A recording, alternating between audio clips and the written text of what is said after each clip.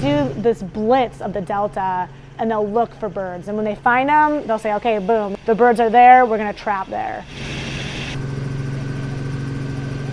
When you're banning a bird, you're banning them when they're molting. And a lot of times they tend to be non-breeders. And so what the helicopter does is it rounds up the birds, push them into the water.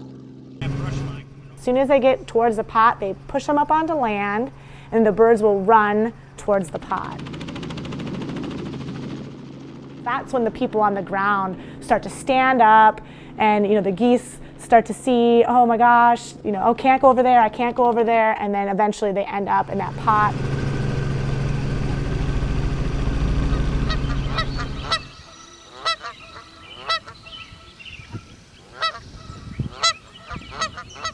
In 1964, there was an earthquake that had occurred. And so it went from this super flat, really grassy area, and then it got shifted up, and it created like these crazy little environments that then started to shift more to this shrub component. But with the Duskies, what ended up happening with that 1964 earthquake is it created this habitat change, and it actually boosted that population. It gave them all these areas to nest, and it was really great. But then as the succession started to happen, it increased a lot of predators such as bear, the bald eagle. You're starting to see moose using the areas a lot more.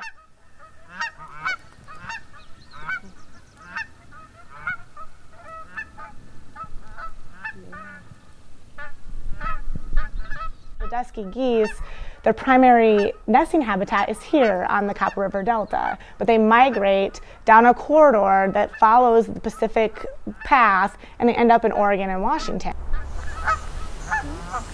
We have a responsibility as the Forest Service and as the maintainers of that habitat to do something to help that species.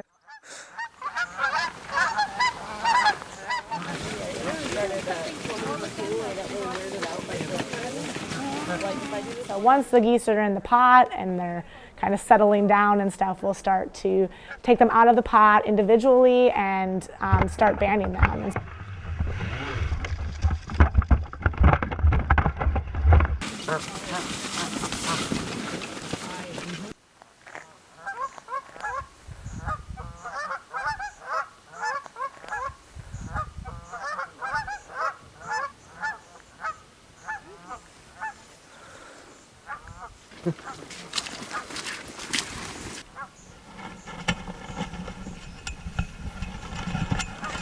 So we sex them to determine if it's male or female. We want to look at if it's an adult or a juvenile. So they did a DNA testing as well, which required us to pull a secondary feather. The collars are large, and they go around the neck of the bird, and they're red and they have white writing. And the reason why those are used is they're really easy to re-sight. You can have binoculars, you can have a scope, you can read that from quite a ways away. With the metal bands, you can't read those at all. That's just an individual marker that if that bird was shot, if it dies, if anything happens to it and it has that leg band on it, we then have a record of it. Sometimes birds end up in really weird places, and you're not going to know unless you're putting those bands out there.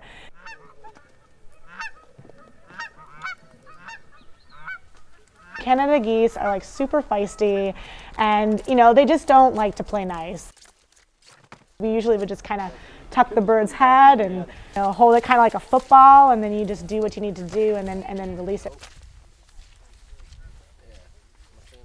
So we had 600 birds that we wanted to ban, and then 300 of them we wanted to put collars on, and so we met that goal this year. So next year that might change. It might be the exact same. 3,058.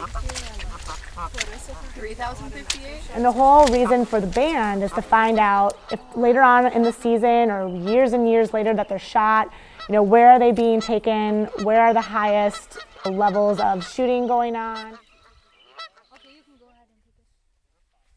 Teasing out succession from climate change is going to be difficult, just because succession is this natural process, but with climate change it can be accelerated. and it's going to be hard to determine which one is which because they're both going to be occurring essentially at the same time.